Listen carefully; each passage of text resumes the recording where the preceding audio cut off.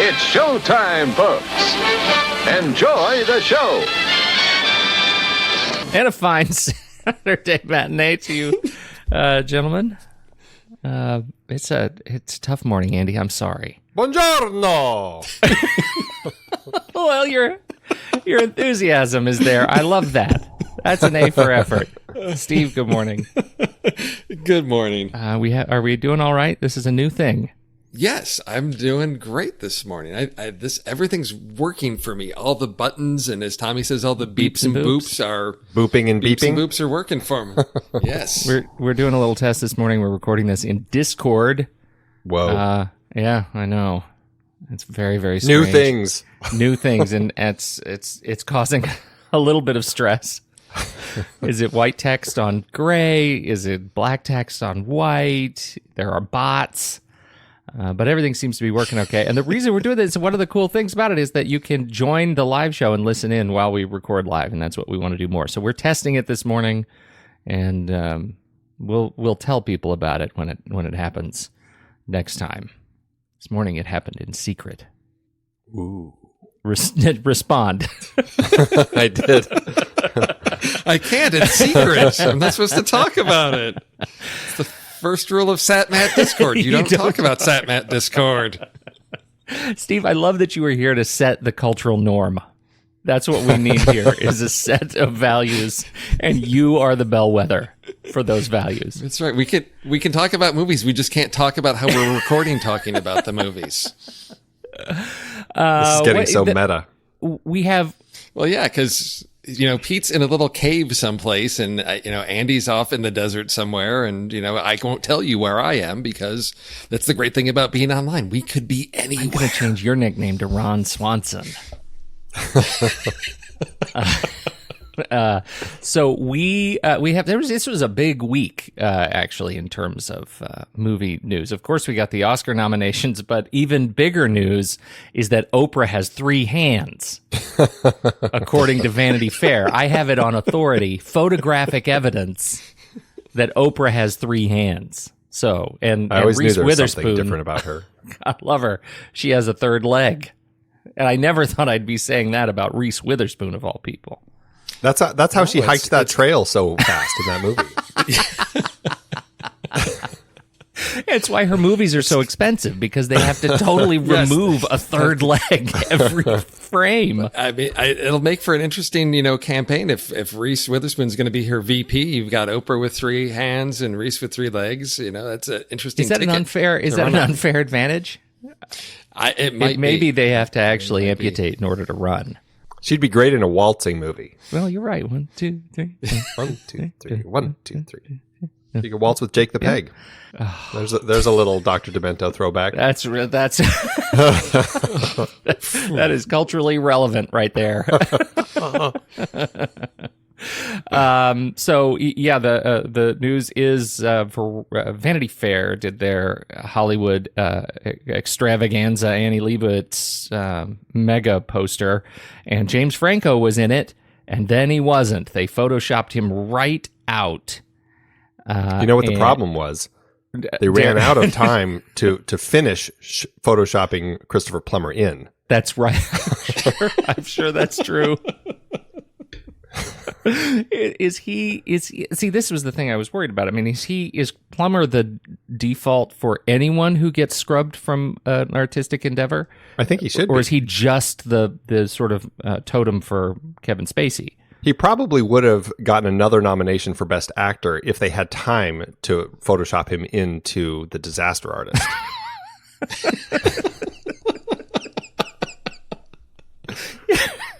Oh, somebody needs to remake The Disaster Artist with Christopher Plummer. Yes. That's just... I want to see that. Christopher Meryl Plummer Streep as Tommy Wiseau.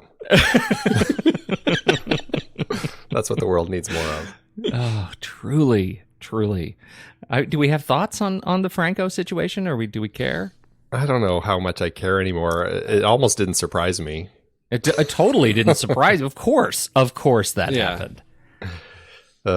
Right. And of course he would respond exactly the way he responded. Like, none of this is counter to type. Yeah, right. Like, take a sensitive situation and respond exactly how you shouldn't. There you go. that feels Franco. Yeah, it's just another part of this whole thing as this broken system that had been thriving for so long starts to crumble, and it'll be we've been talking about it. It's all these people who are going to be part of the fallout, and see how it all ends up shaking out in the end. Did you hear? It's moved on to Steve Wynn of Wynn Resorts and Casinos. Oh, is that what that was about? Because I'd seen some pictures on Twitter of like Steve Wynn and Donald Trump together, and I was like, and people were commenting about that. I didn't understand the context. They are sometimes so now I do. They're sometimes buddies, and Wynn is the finance chair for the GOP for the party and the Republican National Committee, I should say, RNC. And so that's another reason this sort of hit hard for them is that he's a big name, certainly a big name in Vegas, literally a big name in Vegas, multi-stories of his name all over Las Vegas. So, dark days. Oscar but not nominations. the darkest hour. Not the darkest hour. That's the truth. Hour. Oscar nominations came out. What struck you? Any surprises? I thought it was great seeing 2 horror films get nominated for Best Picture. That was kind of a nice little surprise. If you can call The Shape of Water a horror picture. No, as genre. What I didn't realize until, I forget where I saw this, someone posted that this was the first time in 90 years that all 5 of the Best Director nominees are nominated for directing films that they wrote. Huh. Interesting. Really? So you've got, Christopher Nolan. He always has a hand in writing his things. You've got Jordan Peele, Get Out, Greta Gerwig, Lady Bird, Paul Thomas Anderson, Phantom Thread, and Guillermo del Toro, Shape of Water. Fascinating. So they all may not have sole writing credit, but they all have writing credit on the films that they directed and are nominated for. Damn. That's pretty interesting. And of those, it looks like 3 of them were also nominated for their writing. Yeah. It was great seeing a couple people, some surprises as far as nominations, like the first female cinematographer, Rachel Morrison, nominated for Mudbound. Yes. That's I'm not saying she's the first female cinematographer. She's the first female to be nominated for cinematography, which was fantastic. And it was great seeing like Daniel Kaluuya get nominated for Get Out, which was a fantastic performance, and great seeing him in there. I was actually kind of surprised by Denzel getting a nomination. We were talking in the back channels in our former Discord, Slack. It's like Discord is now the Christopher Plummer of our world. But Denzel, I'm like, is he the new Meryl? I mean, Roman J. Israel Esquire. I was interested in seeing it. It didn't get very good reviews, so I didn't make it out to catch it. But he got another nomination. And it made me wonder if he's, kind of like the next Meryl, where it's just like whatever he does, we got to nominate him because he's Denzel. Yeah. Did either of you see that? No. I'm still curious because Dan Gilroy is involved, but I figured I'll just rent it. Yeah, I think it speaks to sort of the body of work, with both Meryl Streep and Denzel, that they can consistently deliver some pretty, high caliber performances. And they've got, some lower, quality films out there. But yeah, when they're on, it's, you sort of know what you're getting, and it's, I guess, what people expect, or, is sort of a typical Oscar performance. They can bring their A game and deliver something consistent. I hope you're not talking about She-Devil when you say lower quality. What is going on with you this morning, man? He's referencing. Well, now the coffee's kicked in, Pete. Shelf. He's just Andy's living in the past. He's living in the 90s. I was going to say, of the nominations, sort of a couple other interesting things of note is that The Big Sick got nominated for original screenplay, which was written by Emily Gordon and Kumail Nanjiani, and it's, if you don't know the story, it's about how they actually met. But I guess Kumail got into a wager with Edgar Wright about, and Edgar said that he knew that Kumail was going to get nominated for an Oscar, and Kumail said, no, I'm not. and they made a wager, and I guess Kumail's one of his least favorite foods is Brussels sprouts. So if the wager was if he got nominated, he was going to have to eat a big bowl of Brussels sprouts. And so if you go on Twitter on either Edgar Wright's account or Kumail's account, you'll see there are some photos of him digging into his bowl of Brussels sprouts, and he's tweets something along the lines of, "This is one of the happiest horrible things that he's ever had to do." That's awesome. So, but yeah, I thought that it's one that's on my list to see, because I really, looking at the original and adapted, there's a wide range of things and a lot of surprises that I wasn't expecting in the screenplay. Both adapted to have something like Logan in there, have a comic book movie get nominated for adapted, and then just looking at original screenplays, I'm like, oh my gosh, that's just what a great year for films it's been. And I'm so I think behind. The only one that sort of surprised me, and I haven't seen it yet, is The Shape of Water. Everybody I've heard about it, or talked about it, says, yep, overrated. That's one that's super overrated. But everything else in the original screenplay category is on the money. To me, it's a really nice sort of modern fairy tale. I mean, which I think you sort of get that sense from the trailer. But yeah, it's not doing anything like, wow, knocking my socks off, like, this is so amazing, I've never seen anything like this before. It does a really good job of what it's trying to do, which is we're going to take sort of a fantastic love story sort of out of fairy tales or mythology, and we're going to drop it into Cold War era America. And that's the great thing about science fiction and genre films, is you can sort of comment on society or politics at the time without getting really into it. So yeah, there's the idea of, America and the Russians and, people that are outsiders that we don't understand. To me, it worked really well. It was a really nice story. It's just, production design is amazing. The sets where they shot a lot of this, it's simple story, but told very well. That's actually great commentary. I think that makes sense. And all of the movies in here, they either do something structurally that's really interesting, or they say something that is interesting and resonant. And The Big Sick, Get Out, those movies, Lady Bird, and Three Billboards. I think it's just I don't know how one could lose, betting on one of these movies. They're all so terrific in terms of original screenplay, with the exception. I mean, I haven't seen Shape of Water, but I don't know how to pick. I know it's going to be a tough year. I'm looking at all these. I was like, dang, yeah. There's a lot of things, and I guess one of the surprises that I've seen people talking about was that Wonder Woman was completely overlooked altogether across the board. When that came out as just a strong film early in the year, you'd figure there'd be something in effects, writing, something somewhere. So I'm not quite sure what to make of that. If it's, maybe there's just some bias against the whole DC cinematic universe or what, but I was pleasantly surprised to see that Wonder Woman 2 is like the first film to go into production under some new regulations about harassment policies in Hollywood. Yeah. So they're the first ones that are going to have this sort of, looping back to our earlier discussion about, that environment. I guess there's some new regulations and policies, and Wonder Woman 2 is going to be the first one to be in production under these guidelines. I wonder if Christopher Plummer's in it. Oh, he needs to be. Should be, right. He needs to be. Okay, so that to me is that not just amazing that Christopher Plummer can sort of like walk in, shoot a film in like a week or two or whatever, and just like boom, Oscar nomination supporting actor for that. I wonder if he's going to hand out the Best Actress award this year. That would be so good. Replacing Casey Affleck. Casey Affleck. Oh, yes. Please let that happen. I want to go back to the Oscars, you guys. This cinematography. Is this the year for Roger Deakins? I really struggle with this because of Hoytema with Dunkirk.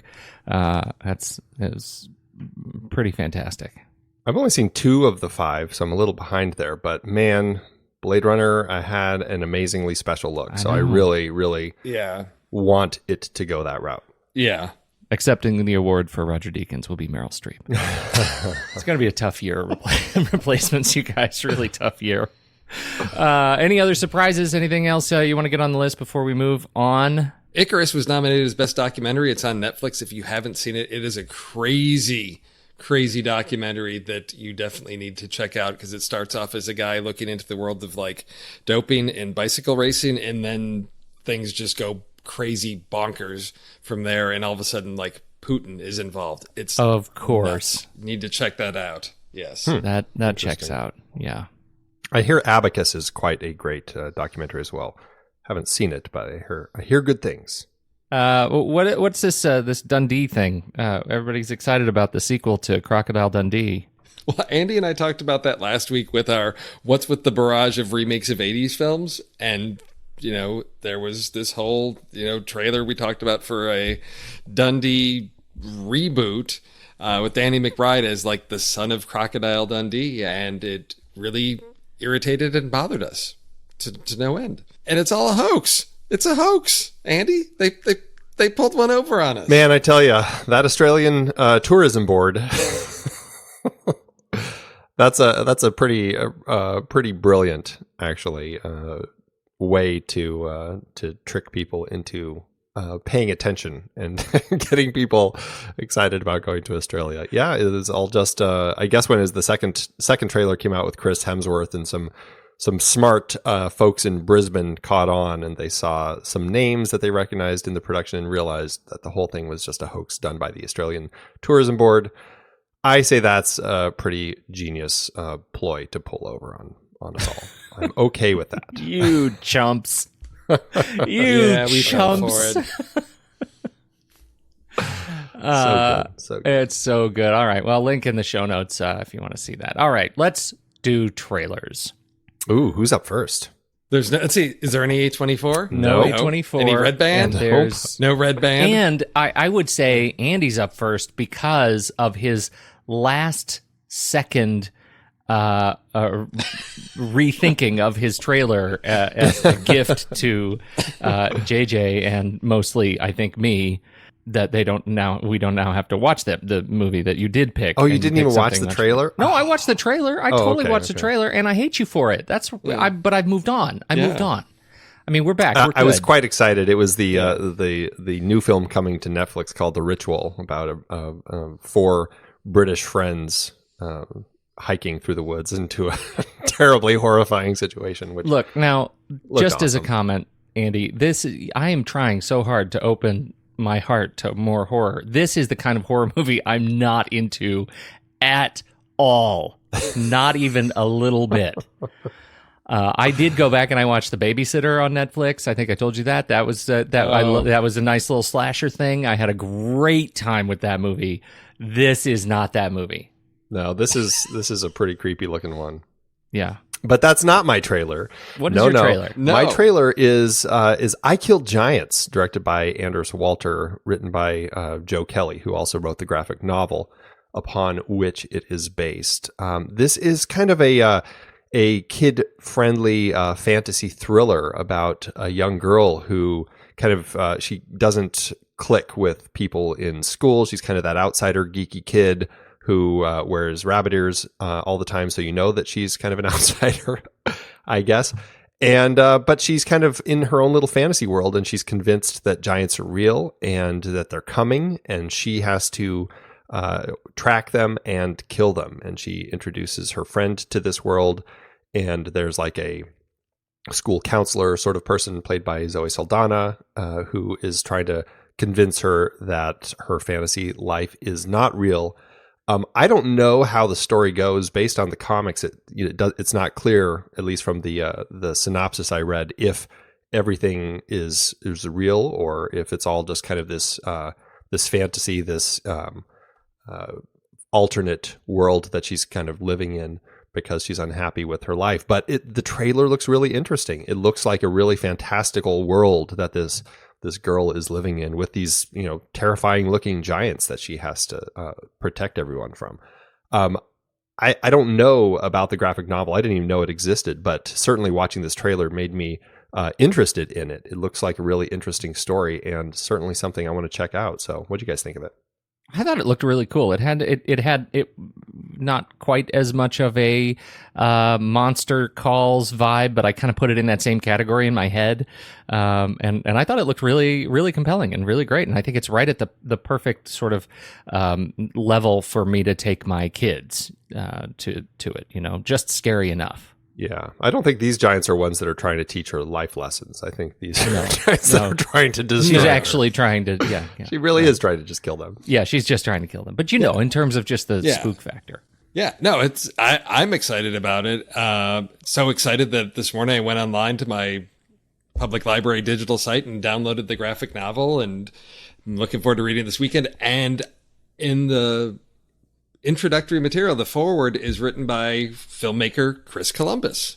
Yeah, it's interesting because the trailer points out that the Harry Potter producers are behind this one. So there we go. So I will report back next week after I have a chance to read through. But this is sort of that sweet spot of great for kids, but just odd enough that I can sit down with teenagers and we can watch something that's odd without getting too weird and dark and disturbing, and still have something.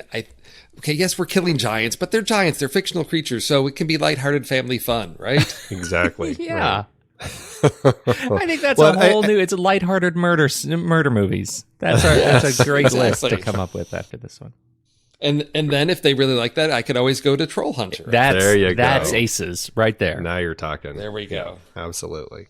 Right now, this doesn't have any release dates. It's played at a few festivals last year, starting at Toronto, and still kind of in that festival circuit. But we don't have release dates anywhere yet. So hopefully we'll find that out sometime soon. Okay, Steve. No, you can't go. You can't go because you need to be because I stole your act three. Your trailer. You're the climax. Yeah, totally. Okay.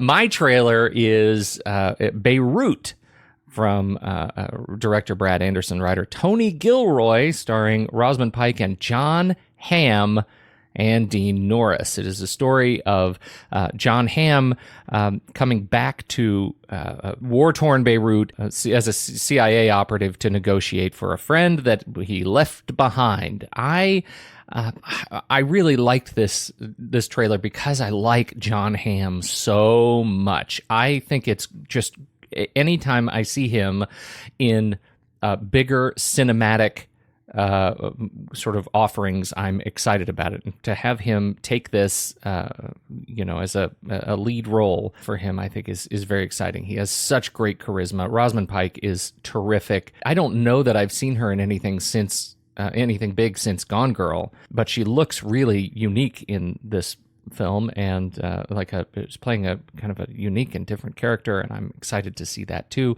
The trailer just really sort of captivated me. It's kind of a historical fiction, and so I actually think it looks really great. Rosamund Pike always is great. She was in a United Kingdom a couple years ago that looked really great. I missed that. And then she was just in Hostels also. So she keeps popping up and stuff. I just haven't been catching her stuff. Exactly, yeah. Yeah, her hair looked, I was totally taken aback by her hair. Same with Dean Norris's hair. They both had totally different hair. And I was like, what is going on with everybody's wigs in this movie? But other than even John Hamm in the flashback, it's like serious 70s hair going on.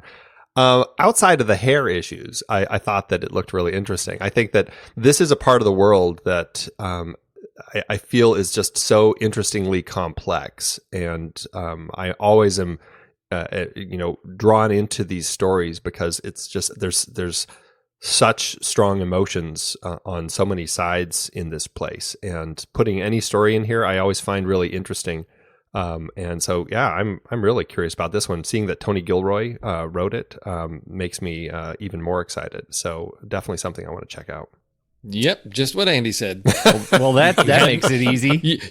You had me at Tony Gilroy. Yeah. That's all I needed to know. I was like, okay, this one will be on my list because when he puts together a well-crafted story, there's just nothing like it. So, and I think this is a powerful cast and really compelling subject matter. So yeah, it's rising to the top of my must-see list for this year. Excellent. I'm glad to hear it. It comes out April 11th, 2018. And I have a hunch this is going to be the one that cements John Hamm as a big time movie star. I think this is going to be it. That's my pick. You didn't think it was Bridesmaids?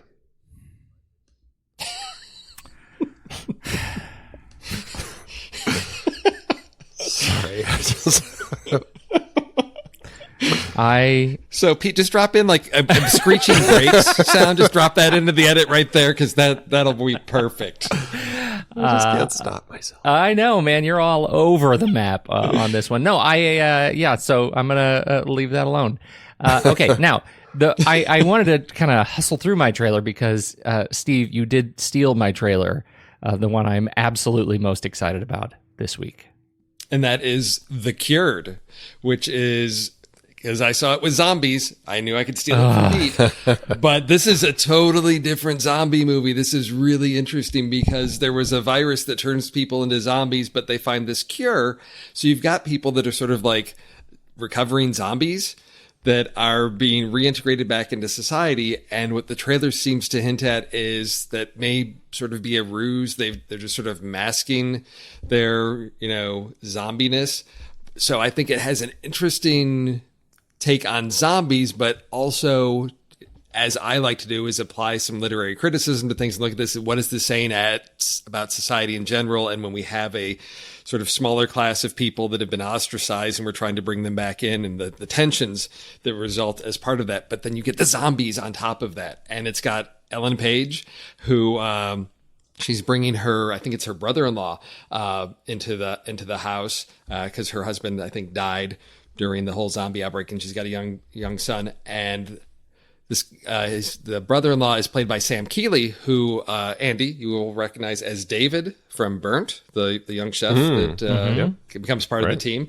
And so his sort of partner in crime, it appears, is Tom Vaughan Lawler, who's one of those faces I sort of recognize, and I know everybody will be seeing him in Infinity War, where he plays Ebony Maw, which I don't know much about, but probably one of these faces we'll start to see in a lot of places. So interesting cast, really twisted take on the zombie story. So this is one that is coming out February 23rd in theaters and direct-to-video simultaneously from IFC.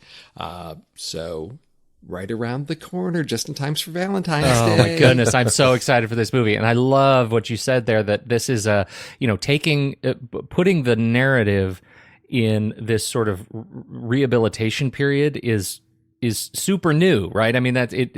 How do you actually? It's not just rebuilding systems after all the zombies are dead. It's like, what about the ones that are left over? And I think any time you take this sort of dealing with what we're dealing with right now with refugees, with the refugee influx from war-torn countries, they're treated like this often. You sort of see this. Why do you take them into your homes? Like, you use that same language in terms of integration after these sort of harrowing and horrible experiences in the world. And I love that they're taking that on in this story. I think it's just fantastic. And the statement that is clearly happening around violence and how violence is the result often of sort of groupthink, that it often it didn't even appear to be that they needed to be post-infected in the trailer, that they were just sort of rallying violence as a result of their experience. And man, I was affected by that in the trailer. I'm super excited for this movie. Yeah, I think it looks really great. I love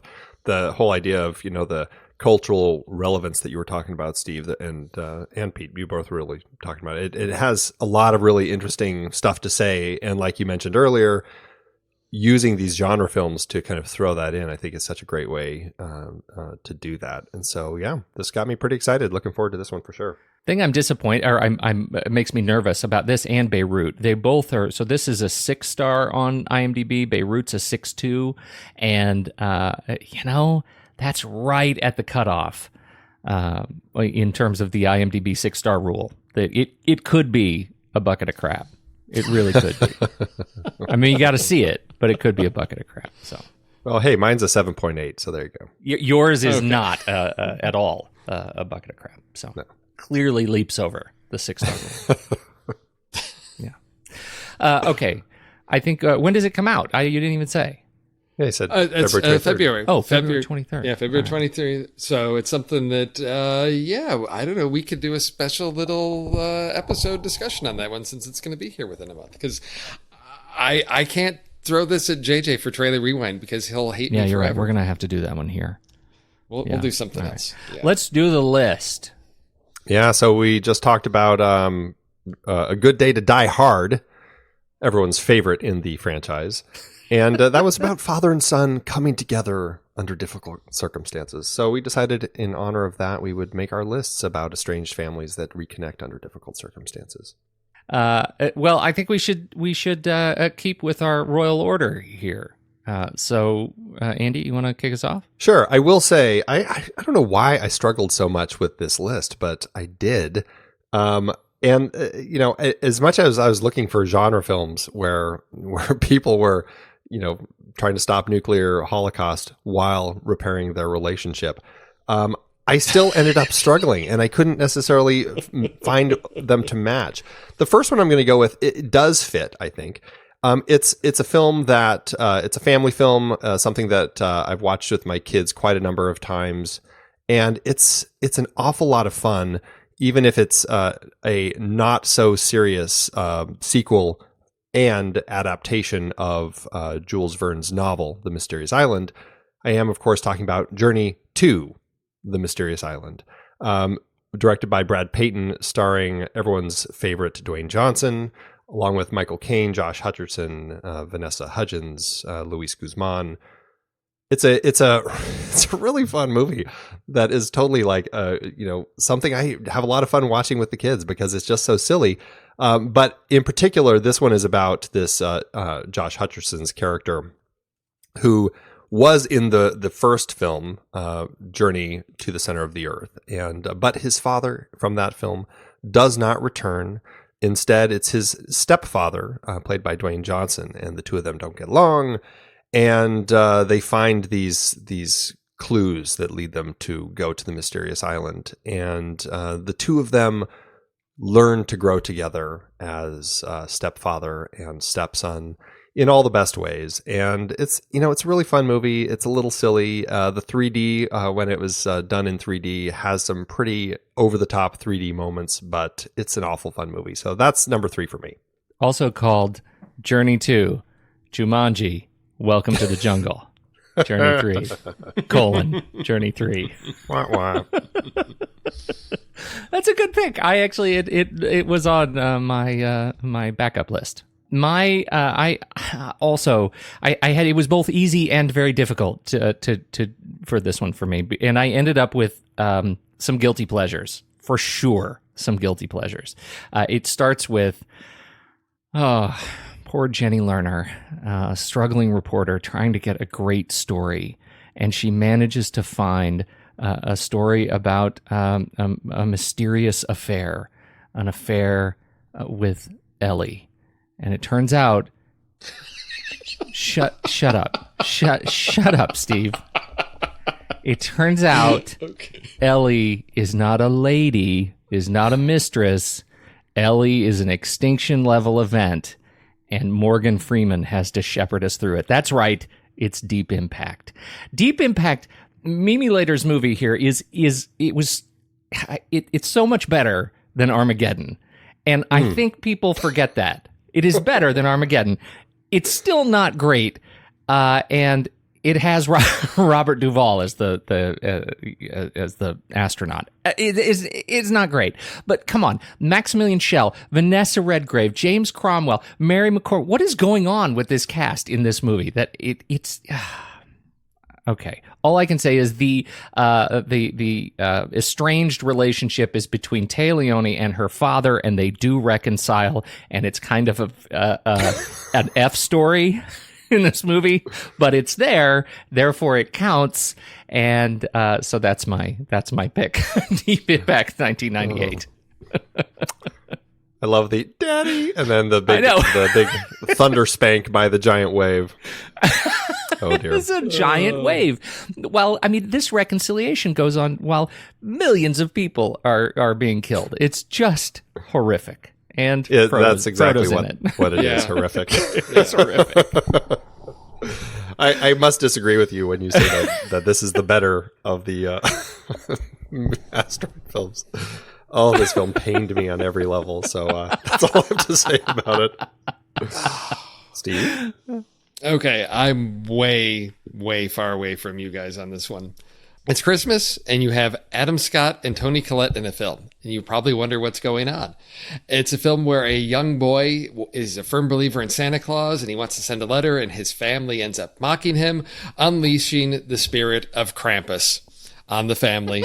And they need to then work together, put their differences aside, to defeat the Krampus in 2015's film, The Krampus. This was one that I was really surprised because I thought it was going to be just one of these, spooky horror films. And I was really pleasantly surprised that it was stories really about family and reconnecting and what it means to be a family during the holidays. And so when I heard what our topic was going to be, I said, I'm going way outside the box, but here's a film about a family that's disconnected, separated from each other, not really relating, and how they are forced to then overcome those differences and work together. Krampus. Fantastic. That was one of my trailer picks ages ago, and I still haven't seen it. What I find so funny is that it spurred like a slew of Krampus movies coming out. It's like, why are there so many? Because people just heard of this thing that had been around, forever, but forever. I never heard of it until this trailar came out. Right. So. And now there's a whole genre. There's a Krampus genre, like subgenre. Oh yeah.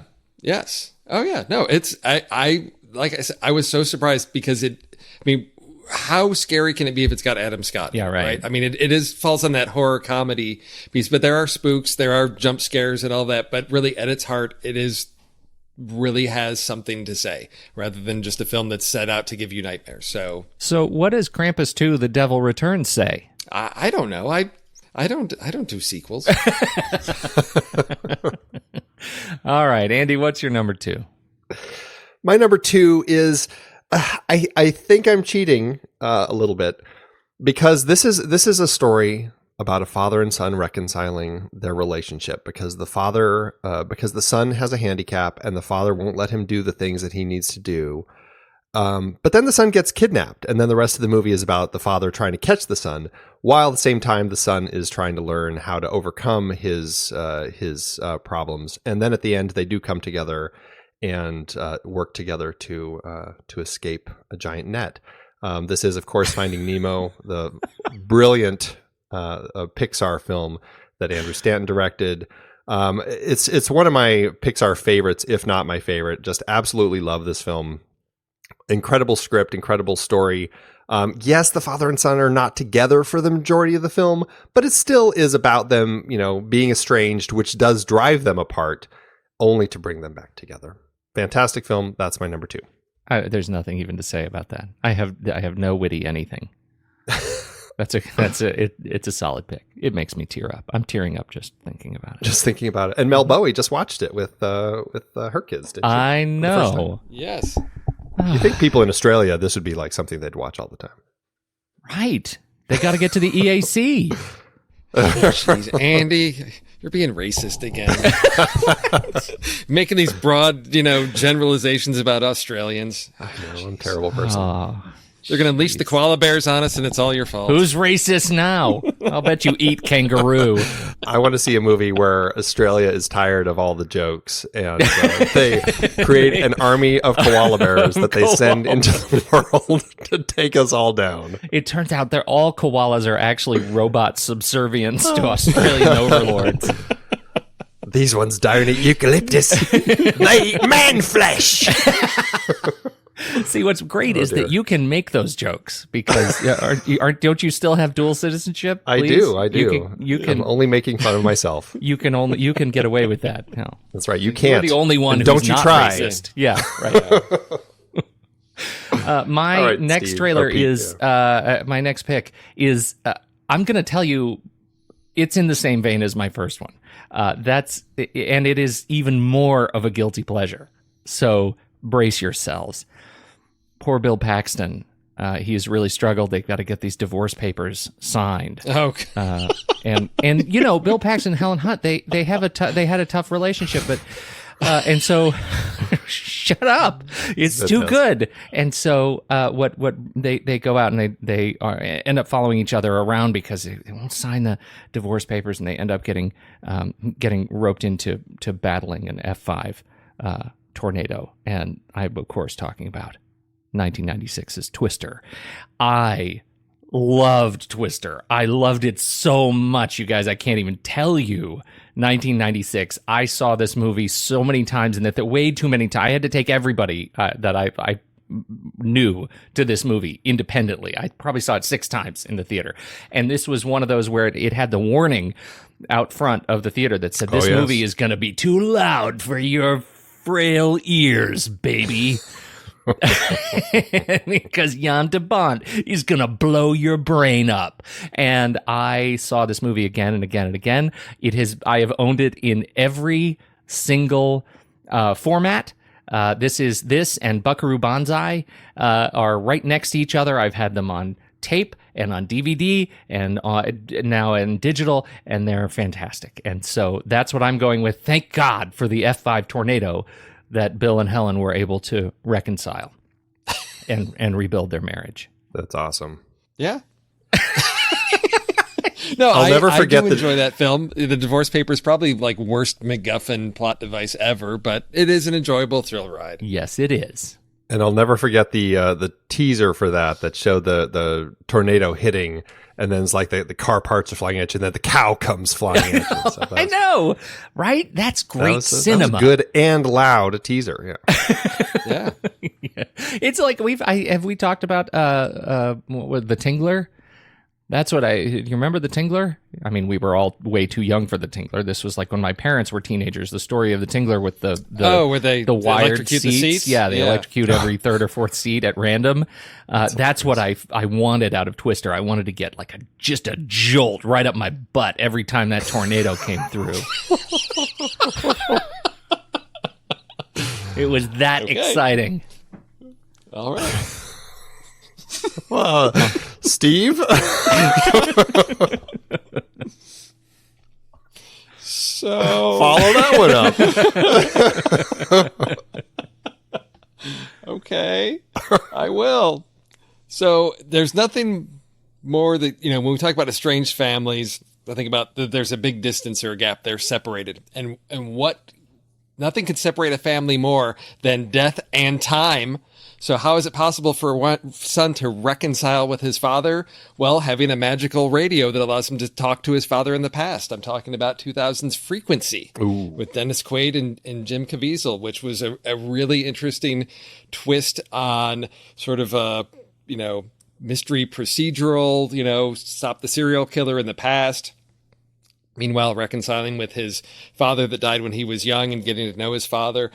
This is one that I remember really enjoying, and it's one I've always wanted to come back and watch again and just never find the time to sit down and watch this one again. But it's one I recall just loving, enjoying the ride that it took me on, and doing something very different using time travel, but not in the conventional way of doing time travel. I thought it was really creative to, instead of having people move through time, but just being able to talk across the decades. So that's my pick. What a great choice. Yeah, that was a movie I loved that so much when it came out. I haven't seen it since either, but it really hit me. I can't believe that I mean, of course I was subsumed by Twister. Like I was just taken over by that as I wanted to pick that 3 times, but this would have been the 4th. Oh, that's so funny. Andy? All right, so for my final choice, this is a story about a down on his out. Come on, coffee. A down and out former boxer who learns that he had a son that he never knew about, but when his ex dies, he ends up with this kid that he now has to take care of, and not something he ever wanted to do. He's fine taking money from the kid's aunt and her wealthy husband who want him, but he says only if you give me a bunch of money.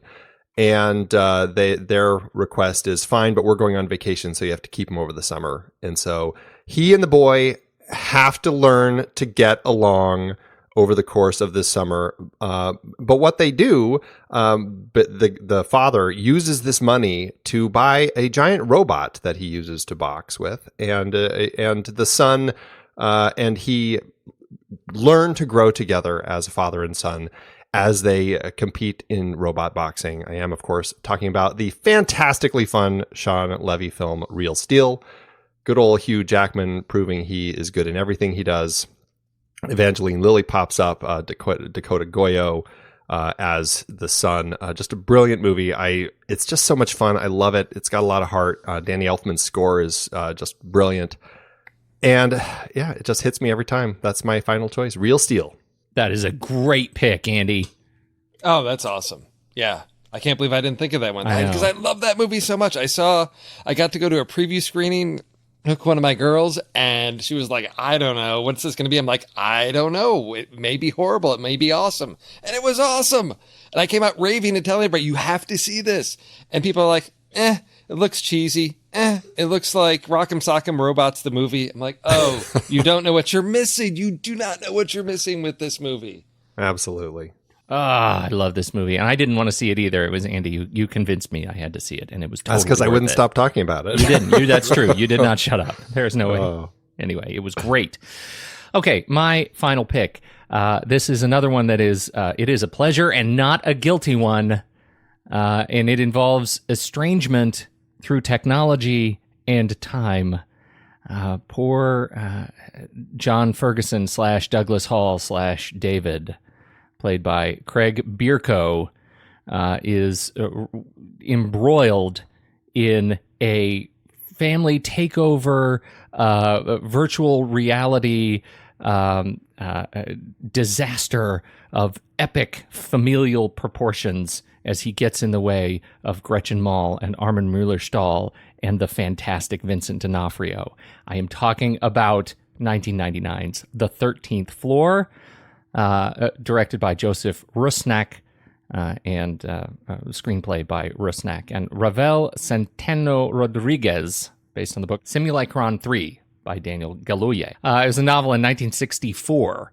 Novel, so it's an old one that they brought back, and I'll tell you, I saw this, I was just blown away. I saw it at just the right time. It is a fantastic little story, and of course Gretchen Mol is delightful. She's awesome. She should be my little sister. Have you guys seen it? I have, but I can't remember it at all. Oh man, it's so good. Yeah, I'm right there with Andy. I saw it, but I don't remember anything about it because I think it was in that like post-Matrix era where it was like everybody was trying to do like virtual reality or the computer and what's real, and this one just sort of wasn't the Matrix, so it was sort of like, it's not that type of movie. And because expectations were one thing, I was going for root beer and they gave me Coke. I didn't.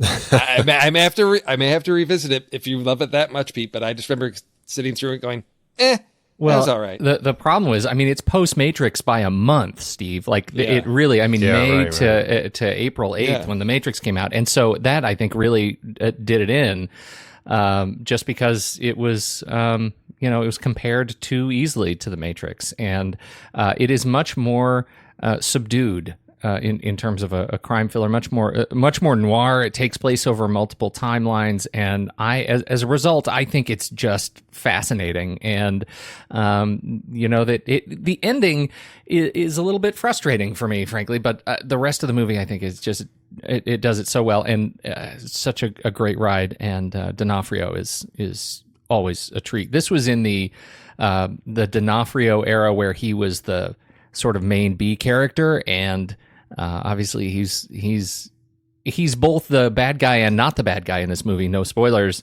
And I just at that point I was so infatuated with him as an actor. He'd just done the Men in Black. I think he'd just done Men in Black, where he was the cockroach guy, and he was so good in terms of a weird comedic character performance in that movie that I was celebrating anything he was in. Fun to see how far he's come now that he's just landing Kingpin so well. So anyway, that's my pick, 13th Floor. Check it out. Sweet. Hey, for my final pick, this was a struggle because I had to go back to have you guys talked about it on the show and all of that, so it knocked a couple things out. So I don't think you guys have talked about this one, but there's sometimes loss can create distance between family members, and sometimes the only way to to bring that family together is to have aliens leave crop circles in your backyard.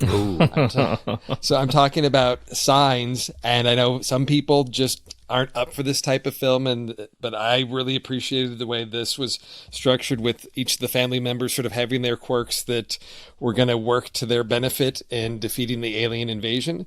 It's just I guess I will call it a guilty pleasure, because I think I just enjoy it far much more than most people give it credit for. But to me, it's really a great film about, family and surviving things together.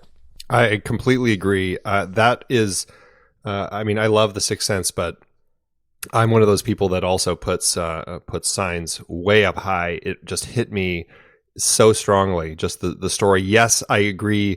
You can see some problems with the aliens that are allergic to water that come to this planet that's 70% water. But I didn't care. I just felt like they built the story so strongly that it just really hit me well. And I love seeing the family come together at the end. It's really powerful for me. This is one I need to see again. I have very not great memories of it, and not that it was not great. Just literally, I don't remember it very well, and so I feel like I need to give it another shot. Especially if you guys like it so much. I have real trouble with The Sixth Sense. I watched it recently again, and it's just not. It's not a great movie to watch multiple times for me. I kind of move on. It not at all compared to something like Unbreakable, which I can watch now again and again. So interesting pick. I'm going to put it back on the list. Cool. So, okay. That's it. That's our big list. That's it for the week. So a good list of estranged family that reconnects under difficult circumstances, like asteroids and hurricanes and computers and crop circles.